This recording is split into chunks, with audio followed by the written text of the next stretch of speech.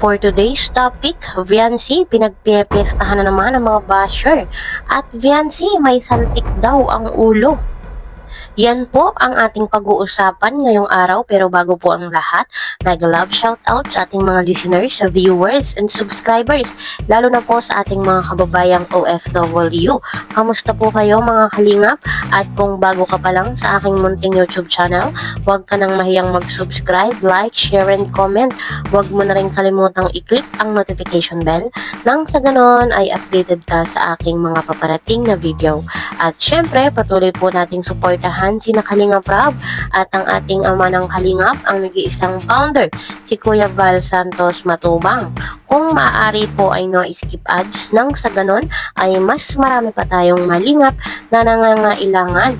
At konting paunawa po, kung maaari ay tapusin niyo muna ang kabuuang video nang sa ganon ay akma ang inyong mga komento.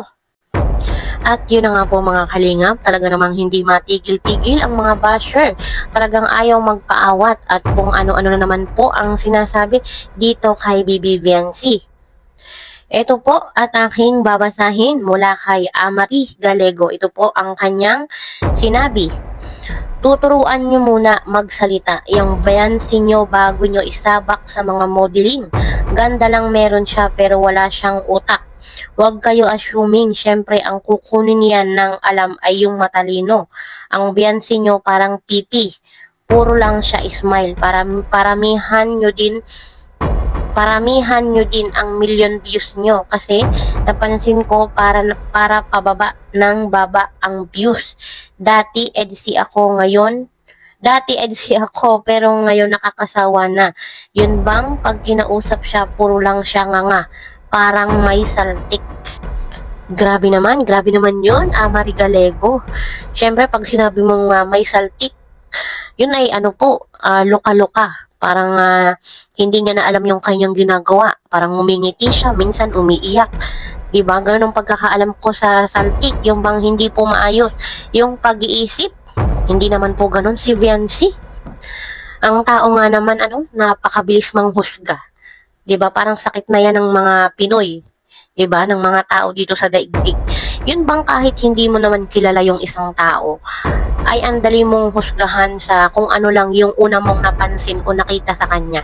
Hindi mo naman siya nakasama, hindi mo naman siya kilala yung buong pagkatao niya, pero parang kilala, diba? Kung makapanghusga, ay talagang wagas. Yung mga ganyang pag-uugali ng isang tao ay hindi po natin dapat pairalin yung mga ganyang mindset. Yun bang ang bilis nating mag-judge dun sa isang taong hindi naman natin lubos na kilala. Kaya po mga kalingap, iwasan po natin yung mga ganyang pag-uugali. Hindi po yan maganda. Ang pagkakaalam ko kasi pag ganyan ka, pag ang isang tao ay mabilis manghusga, parang ganun ka nakikita mo yung sarili mo dun sa hinuhusgahan mo. Kaya ganun na lang yung iyong pag-uugali. Ano po ba yung pagkakakilala natin dito kay Viancy? Simula nung nakita ko si Viancy nung binlag ni Kalingap Rab, si Viancy ay talagang normal na sa kanya. Yung pa-smile-smile lang, tahimik lang, kumbaga ay nahihiya. Normal naman po yun sa tao. Bakit naman na nasabihan na puro nakanganga, puro smile, may saltik daw? Ay, grabe naman po yun. Hindi naman po ganoon si Viancy. Talagang normal na sa kanya ata yung pagiging mahiyain.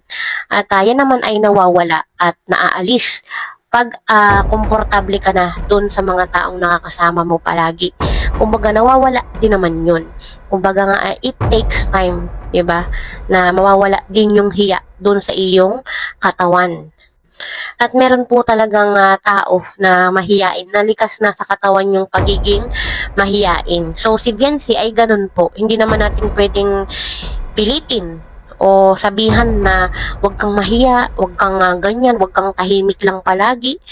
'Di ba? Meron po talagang ganong pag-uugali ng isang tao na tahimik lang at mahiyain. Dahil po marami akong kakilalang ganyan na tahimik lang talaga at mahiyain lang sila. Pa-smile pero mababait. 'Di ba? Ewan ko lang dito kay anong pangalan ng basher na to, kay Amari Galego. Siguro siya ay hindi siya mahiyain. Siguro wala siyang saltik. At okay na yung ganong ugali ni Viancy. Wala siyang dapat baguhin para lang magustuhan nyo. 'Di ba po? Hindi naman kailangan ni Viancy magbago. Hindi niya kailangang alisin yung hiya, yung kanyang pagiging tahimik. 'Di ba? Hindi niya kailangang baguhin yung sarili niya para lang sa inyo, para lang magustuhan nyo. Kumbaga, kung ano siya na nakilala natin, ganun lang siya, wag na siyang magbago. Dahil ng mga ganong pag-uugali naman, alam ko may respeto yung mga ganyan, lalo na po dito kay na Kalingap Rab. Kitang-kita naman po natin mga Kalingap kung gaano nire-respeto ni na Viancy at ng kanyang pamilya si na Kalingap Rab. Kaya hindi kailangang magbago ni Viancy para lang magustuhan nyo. So, kahit sino po sa atin, hindi po natin kailangang i-please yung mga tao para lang magustuhan tayo. Kung ayaw nila sa atin, di wag. Kung gusto natin, kung gusto nila tayo, di okay. Hindi kailangan ng pagbabago. Hindi mo kailangang magbago. Siguro yung pakikisama, mag-adjust. Pero yung babaguhin mo yung sarili mo kung ano ka, para lang magustuhan ng ibang tao, ay hindi rin ako sang-ayon sa mga ganun. So, yun nga po mga Kalingap. Itigil na natin yung mga pambabash, yung mga walang kwentang kabuluhan, mga walang ano ba tawag dito, walang katuturan ng mga salita na wala namang katotohanan. 'Di ba? Nakakatulong ba yung mga pambabash nyo sa mga sarili nyo? Nakakatulong ba yung mga pambabash nyo sa mga pang-araw-araw nyong pamumuhay? Nagkakaroon ba kayo ng pera? Yumayaman ba kayo dyan? Bakit gano'n na lang ang mga hate diyan sa inyong mga isip at puso at kung ano-ano na lang yung mga sinasabi? Lahat po tayo ay tumatanda na hindi naman tayo pabata. Kumbaga dapat maganda na yung mindset natin, hindi yung kabaligtaran. Parang habang tumatagal, habang patanda tayo ng patanda, ay parang toxic. Hindi siya maganda. Kaya please, no, wala namang ginagawang masama si Viancy. Kumbaga wag na po natin i-bash, wag niyo pong i-bash. Tsaka ang bait-bait po ni Viancy mga Kalingap. Kung alam niyo lang po, kahit po hindi ko lubos na ganun kakilala si Viancy, alam kong mabait siyang bata. Kaya po, wag na natin siyang i-bash. Patuloy natin silang suportahan. Siyempre, hindi lang si Viancy. Siyempre, yung kanyang hobby at siyempre yung ating buong team Kalingap. So, yun po mga Kalingap. Hanggang dito na lang po muna. See you in my next video. Bye!